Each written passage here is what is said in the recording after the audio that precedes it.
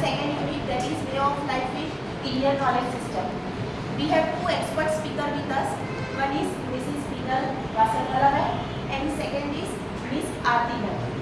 Both of them are expertise with their knowledge in which you have to get aware for your exams also and for your knowledge also in Indian system. Not taking much of your time, we will start this event. I will request Dhananjay sir to welcome Mrs. Pinal Vasanwala ma'am for this event.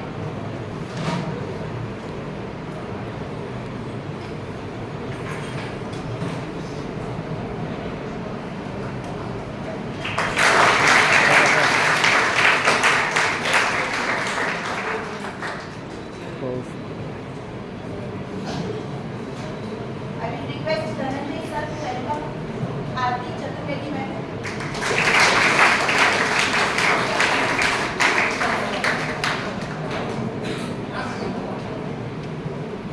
I request Riddhi ma'am to welcome Dhananjay sir.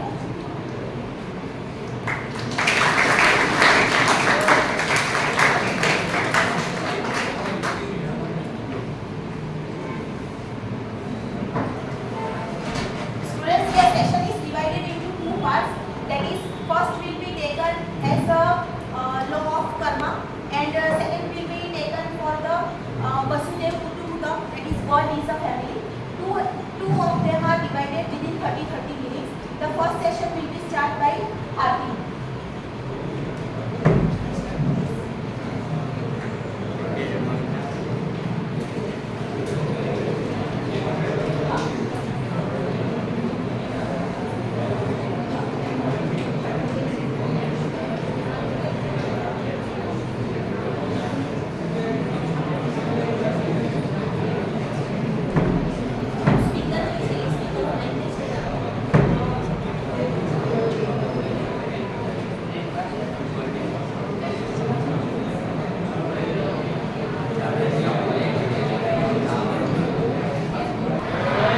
Hope you enjoyed your Raksha Bandhan. Yes? Okay, so let's start law of karma. Okay? Law of karma. Do you know what is karma? Karma क्या होता है? Anyone knows? The definition of basic karma. What is karma? कर्म. कर्म किसको कहा जाता है? Just speak up. बताओ.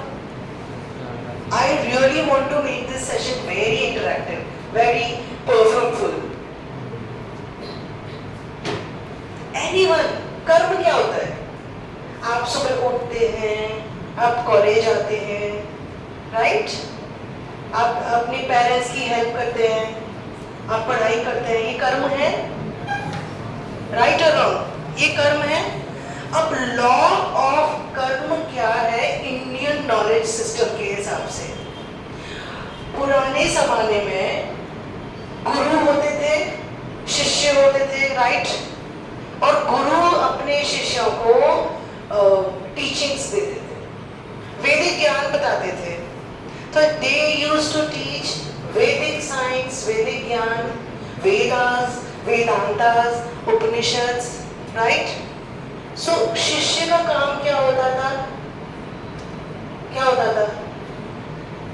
उनको ग्रहण करना, स्टोर करना अपने ब्रेन में, माइंड में, और जमा करके रखना।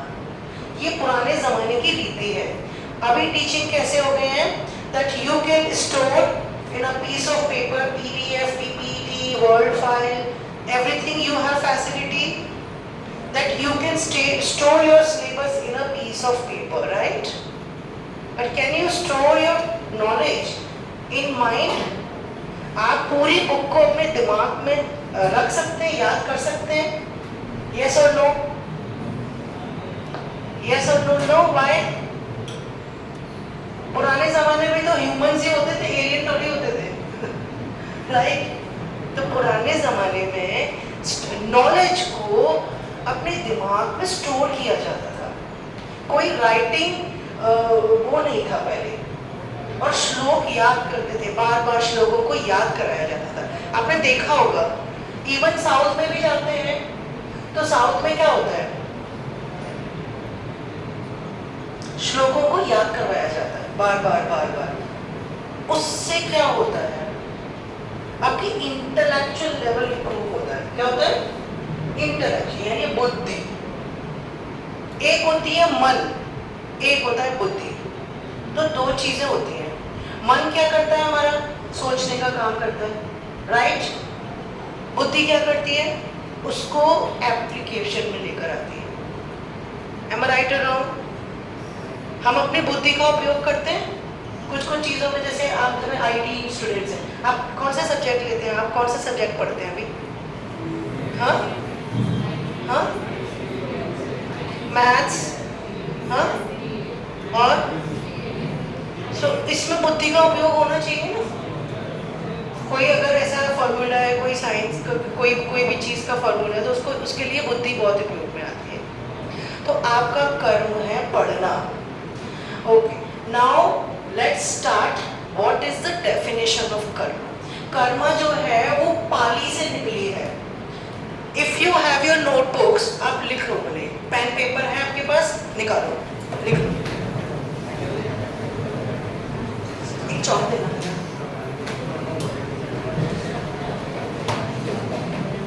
एकदम छोटे छोटे नोट्स लिख लेने हैं आपको, जो आपके आगे काम आएंगे, ठीक है?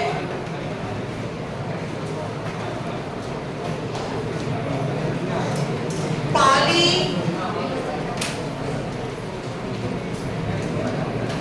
संस्कृत जो है, संस्कृत में कर्म बोलते हैं, पाली में काम बोलते हैं। काम, KAMMA, without making any noise, ठीक है? अभी बिल्कुल शांत हो जाओ। संस्कृत में कर्म, कर्म, कर्म और दो बिंदियां। पाली में काम, KAMMA।